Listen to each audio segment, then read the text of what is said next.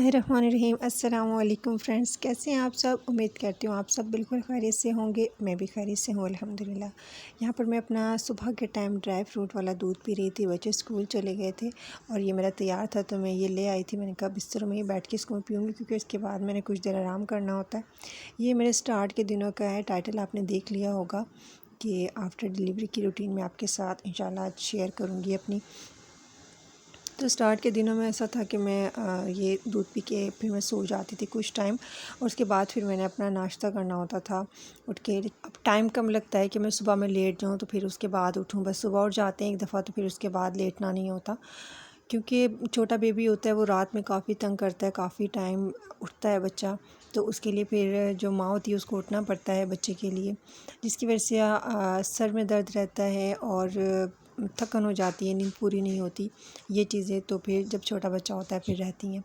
तो आजकल फिर लेटना नहीं हो रहा है। खैर यहाँ पर मैं फिर अपना कुछ देर आराम करने के बाद फिर मैंने अपने लिए नाश्ता बनाया था। साथ में मैंने साथ को भी बिठा लिया था अपने साथ और वो भी नाश्ता कर रहा था और यहाँ पर मैं भी अपना नाश्ता कर रही थी और बाकी जो दोनों बेबी हैं ना वो दोनों सोए हुए थे। उसके बाद कपड़े प्रेस करने थे मैंने, बच्चों ने और मेरे हस्बैंड ने जाना था शादी पर।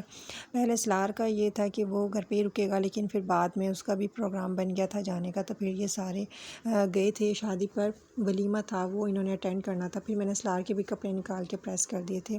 इसकी भी वीडियो बनाकर मैंने डाली थी इंस्टाग्राम पर, वो आप ज़रूर देखिएगा अगर आपने नहीं देखी तो। ये जो सारी चीज़ें ये अम्मी लेकर आई थी, ये इश्माइल ने रख दी थी उठा के। ये इसके बैंगल्स हैं, पर्स है, ब्रेसलेट है और एक नेकलेस भी है। ये चीज़ें हैं और ड्रेस कुछ टाइम पहले अम्मी ने दिया था तो ये भी अम्मी की तरफ से ही था। तो ये सारी चीज़ें मैंने इसकी रेडी की थी और उसके बाद फिर ये लोग गए थे दोपहर के टाइम शादी पर गए थे।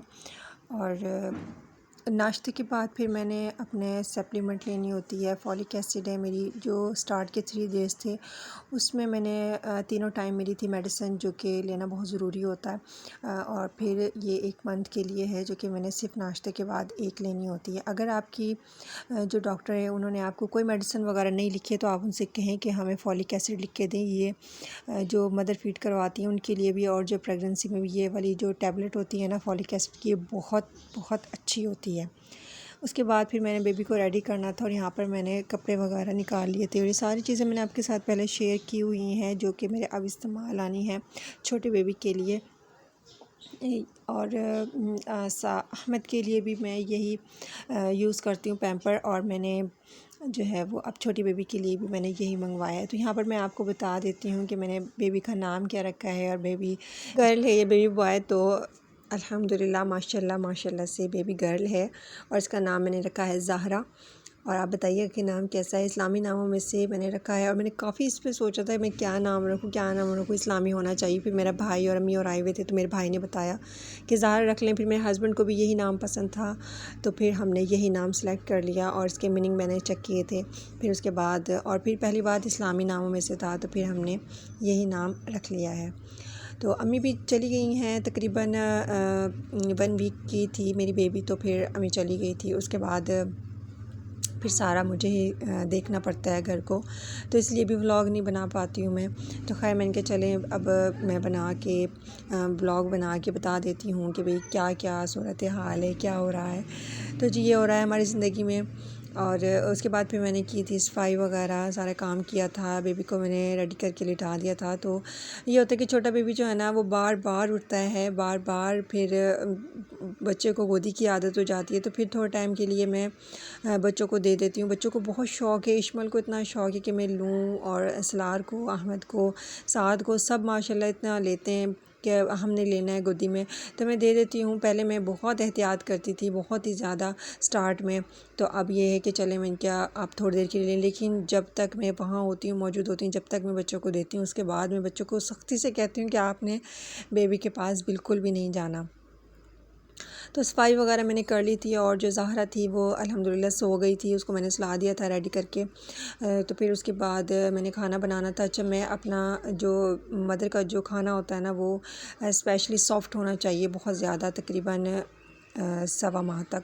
तो यहाँ पर मैं यखनी बना लेती हूँ अपने लिए और उसमें रोटी जो है वो चूट लेती हूँ छोटे छोटे से पीसेस करके, ताकि खाना जो है वो अच्छे से हज़म हो जाए और बेबी के पेट में भी दर्द ना हो।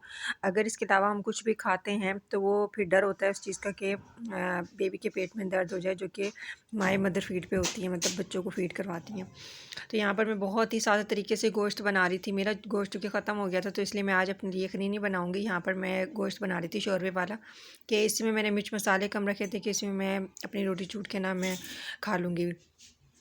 ये मैंने बहुत ही जल्दी से बनाया था और झटपट बनने वाला गोश्त है, और रेसिपी मैं आपके साथ शेयर कर रही हूँ क्योंकि मेरे सारे काम ऐसे ही हो रहे होते हैं कि मैं वैसे अल्हम्दुलिल्लाह मेरे हस्बैंड मेरी बहुत हेल्प करते हैं मेरे काम में, चूँकि उनका काम यहीं पर ही है तो इसलिए वो हेल्प कर देते हैं, मेरी घर पे ही होते हैं।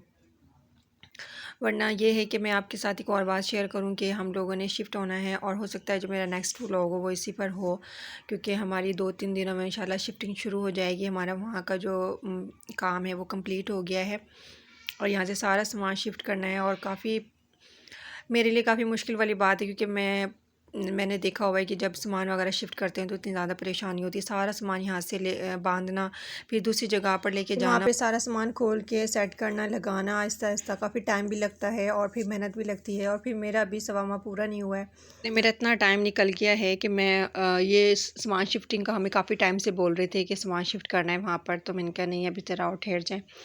तो ये कि अभी 2 हफ्ते की होगी माशाल्लाह से ज़ारा, तो ठीक है हो जाएगा, अल्लाह आसानी करेगा, अल्लाह पाक आसानी करने वाला है।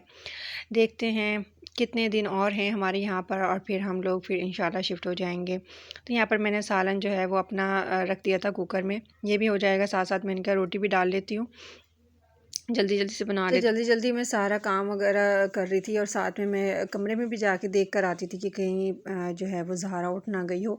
तो मैंने अपने जो मैंने सालन चढ़ा दिया ना, इसमें मैंने लहसुन अदरक डालना भूल गई थी मैं। तो फिर मैंने इसको जब सालन मैंने इसको खोला, जब मेरा गोश्त हो गया था, मतलब गल गया था, मैंने चेक किया, तो फिर उसके बाद मैंने इसमें लहसुन अदरक डाल दिया था और टमाटर डाल दिया था। फिर इसमें मैंने घी डाल दिया था, घी डाल के इसको मैंने अच्छे तरीके से भूनना था हल्का चूल्हा करके। देखिए कार इसका ये होता है कि इसमें सारी चीज़ें डाल के तो फिर मैं चढ़ा देती हूँ, लेकिन अब ये था कि मैं लहसुन अदरक डालना ही भूल गई थी। लेकिन ये फिर भी इतने मज़े का गोश्त बना था, इतना मज़े का सालन बना था कि मैं आपको क्या बताऊँ। खैर मैंने इसमें फिर चीज़ें डाल दी थी और इसको मैंने अच्छी तरीके से भूनने के लिए भूनने के लिए रख दिया था कि जब भुनवा हो जाएगा फिर इसमें बाकी चीज़ें डालूँगी। फिर मेरे हस्बैंड गए थे, मैंने कुछ ज़रूरी सामान था ये मंगवाया था, शहर गए थे वो, तो फिर मैंने भी चीज़ें मंगवाई थी तो वो आ गए थे। मैंने कहा चलो मैं ये भी आपको दिखा देती हूँ। इसमें ये साबुन का पैकेट था और मैक्रोनी थी, मैंने खुली मंगवाई है इस दफ़ा पार्ले की, वरना मैं बेक पार्लर की मैं वरना यूज़ करती हूँ, तो वो बहुत अच्छी मज़े की होती हैं, बहुत ही ज़्यादा। और इसके बाद ये है जी नूडल्स का पैकेट, और क्या था, फ्रूट था, अंडेरियाँ थी बच्चों के लिए, और अंडे की दो ट्रे थी क्योंकि ये यूज़ हो रहे हैं फ़िलहाल ज़्यादा, तो इसलिए फिर मैंने इकट्ठे मंगवा लिया था। फिर जाना नहीं होता, चक्कर नहीं लगता उनका शहर, तो फिर ऐसी चीज़ों के लिए फिर स्पेशली जाना पड़ता है। तो मैं कहती हूँ एक ही चक्कर में जाएँ तो फिर काफ़ी चीज़ें आनी चाहिए।